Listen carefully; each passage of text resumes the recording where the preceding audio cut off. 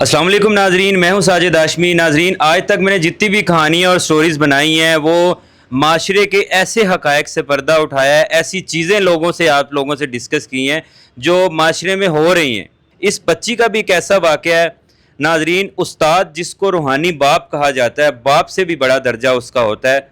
और नाजरीन, ऐसा उस्ताद जो हाफ़िज़ कुरान भी हो, कारी साहब भी हो और जो कुरान पाक की तालीम देने वाला उस्ताद हो, उससे ऐसी हरकत की तवक्को नहीं की जा सकती जो इस बच्ची के साथ हुई है।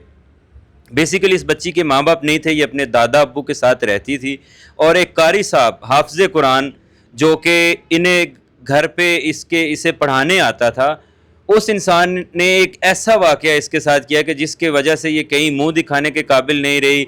इसके दादा अब्बू का भी इंतकाल हो गया और ये आज मेरे इदारे में मौजूद है। हम उस हाफिज़, उस कारी साहब की ये जो मकरूह चेहरा है ये आपके सामने लाना चाहते हैं। नाम तो नहीं हम बताएंगे, लेकिन हम इस वाक़े पे बातचीत करेंगे ताकि उन जैसे कई और हाफिज़ कुरान जो बच्चों और बच्चियों को घरों पे पढ़ाने जाते हैं वो कम अज़ कम बेनकाब हो सके। माँ बाप को भी चाहिए कि जो भी हाफ़िज़ कुरान या कुकारी उन्होंने अपने घर पे बच्चों और बच्चियों को पढ़ाने के लिए लगाया हुआ है, उस पर नज़र रखें, खुफिया कैमरे लगाएं या उस पर नज़र रखें कि वो आपके बच्चों के साथ क्या हरकत कर रहे हैं। वो दीन की आड़ में, वो इस दाढ़ी की आड़ में, वो कुरान पाक हिफ़्ज़ करके इस आड़ में वो क्या घनौना खेल आपके बच्चों के साथ खेल रहे हैं, उस चीज़ पर नज़र रखनी चाहिए। तो इससे बात करते हैं। जी अस्सलाम वालेकुम। वालेकुम अस्सलाम। बेटा, क्या नाम है आपका? रुखसाना। रुखसाना, मुझे ये बताएं कि आपने जब वो हाफ़िज़ कुरान जो कारी साहब था जो आपको घर पे पढ़ाने आता था, उससे आपने कितने सिपारे हिफ़्ज़ किए? मैंने 12। 12 सिपारे हिफ़्ज़ करने के बाद मसलन या उससे पहले इस दौरान उसने आपको क्या ऐसा कहा? उसने आपको शादी के लिए कहा, निकाह के लिए कहा, दोस्ती के लिए कहा, क्या कहा? उसने पहले मुझे ये फ्रेंडशिप के लिए बोला था कि हम बस मामूली सी फ्रेंडशिप करेंगे, बात करेंगे। नंबर उसने मुझसे लिया, बात स्टार्ट हो गई। फिर मुझे कहता है कि तुम मुझे अच्छी लगती हो। अच्छा, अब आपने उससे नहीं कहा कि कारी साहब हैं आप या हाफ़िज़ कुरान हैं, आप एक दीन के ठेकेदार हैं, आप ये कैसी बात कर रहे हैं? बचकाना ज़हन था ना, अनमिच्योर थी तो उसकी बातों में आ गई। अच्छा, ठीक है। अच्छा, जब उसने दोस्ती का कहा या आपसे नंबर लिया तो मैसेज वगैरह करता था, किस तरह की बातें करता था? कैसी हो, क्या कर रही हो, आज तुम बहुत अच्छी लग रही थी, जैसे करते हैं बात लड़के। मतलब वो इखलाक से गिरी बातें करता था, चीप बातें करता था या अच्छी बातें करता था? नॉर्मल, चीप बातें नहीं थी होती उसकी। ठीक है। अब अच्छा, मुझे ये बताएं कि उसने कभी आपको मिलने के लिए कुछ कहा या कुछ ऐसी गलत हरकत या बैड टच कुछ ऐसा किया उसने? उसने मुझे सीधा शादी के लिए बोला था कि आजो हम दोनों भाग जाते हैं, शादी कर लेते हैं। तो आपने उसे ये नहीं कहा कि आप रिश्ते के लिए मेरे दादा अब्बू से बात करें या आप शरई तौर पे जैसे रिश्ता निकाह करते हैं उस तरह से करें? उसने मुझे कहा था कि अगर मैं तुम्हारे दादा से बात करूँगा, मैंने बोला था दादा से बात करें, उसने कहा जब बात करूँगा तो वो नहीं मानेंगे।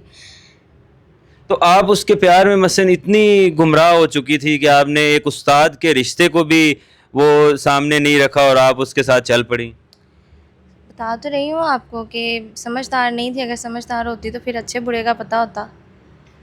नाजरीन, यहाँ पे देखें कि एक बच्ची है जो कुरान पाक हिफ़्ज़ कर रही है, उसे इन चीज़ों का नहीं मामलात का पता कि क्या होता है, कैसे होता है, और उसे गलत ट्रैक पे डालना, उस्ताद होने का गलत नाजायज़ फ़ायदा उठाना। और मतलब माँ बाप को भी चाहिए कि जब कोई कारी साहब या कोई भी हाफ़िज़ कुरान आपने बंदा अपॉइंट किया हुआ है अपने बच्चों को पढ़ाने के लिए, तो कम अज़ कम उस पर नज़र रखें, अपनी मौजूदगी में बच्चों को पढ़ाएँ। क्योंकि ये शैतान है, ये तन्हाई में औरत और मर्द, लड़की या लड़का कोई भी तन्हाई में जब बैठते तो शैतान उनके दिमाग पे हावी हो जाता है। ये इस्लाम का और कुरान का फ़ैसला है। अच्छा, मुझे ये बताएं कि जब उसने शादी के लिए कहा, आप मान गई, तो फिर आप उसके साथ चली गई? मैं सोच रही थी मैं जाऊँ ना जाऊँ, तो फिर मैंने सोचा कि मैं चली जाती हूँ। 2-3 दिन बाद मैंने उसके साथ जाने का फ़ैसला कर लिया, मैं चली गई उसके साथ। फिर आगे क्या हुआ? मसलन वो कहाँ ले गया? उसके पास कोई रिहाइश थी, कोई घर था, या क्या मामलात हुए? उसके दोस्त का कोई फ्लैट था, वो मुझे वहाँ पे ले गया था। उसके बाद उसने मुझे एक मस्जिद में छोड़ा, कहता तुम यहाँ बैठो, मैं आ रहा हूँ। फ्लैट में कितने दिन आप रहे उधर? 1 हफ़्ता। अच्छा, आपके दादा अब्बू ने आपको ढूंढा नहीं या आपको पीछे से तलाश नहीं किया या कॉल्स नहीं की आपको? दादा अब्बू ने मुझे बहुत ढूँढा, ان کی پھر ایک دن مجھے کال آئی, انہیں پتہ نہیں کہاں سے میرا نمبر مل گیا, ان کی کال آئی, مجھے کہہ رہے تھے کہاں چلی گئی ہو تم ہمیں چھوڑ کے, تمہیں ذرا خیال نہیں ہے ہمارا, تو واپس آ جاؤ. میں نے انہیں بتایا کہ نہیں میں اب واپس نہیں آ سکتی, میں بہت آگے آ گئی, میں واپس آنے کا سوچ بھی نہیں سکتی. انہوں نے ٹینشن لی, انہیں ہارٹ اٹیک آ گیا. تو جب انہیں ہارٹ اٹیک آیا وہ فوت ہو گئے, دیکھیے آپ کی تو کل کائنات وہی تھے, تو آپ گئی نہیں. اس نے مجھے جانے ہی نہیں دیا, کہتا نہیں جانا تم نے, مجھے کمرے میں بند کر دیا تھا.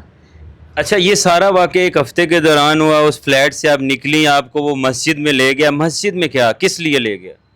کہہ رہا تھا یہاں بیٹھو, میں تمہارے لیے کچھ لے کے آتا ہوں, کچھ کھا لو, ٹھنڈا پانی پی لو, کچھ یہاں بیٹھو, میں آ رہا ہوں. میں بیٹھ کہاں بٹھایا تھا آپ کو؟ مسجد میں جو وضو کرنے والی جگہ ہوتی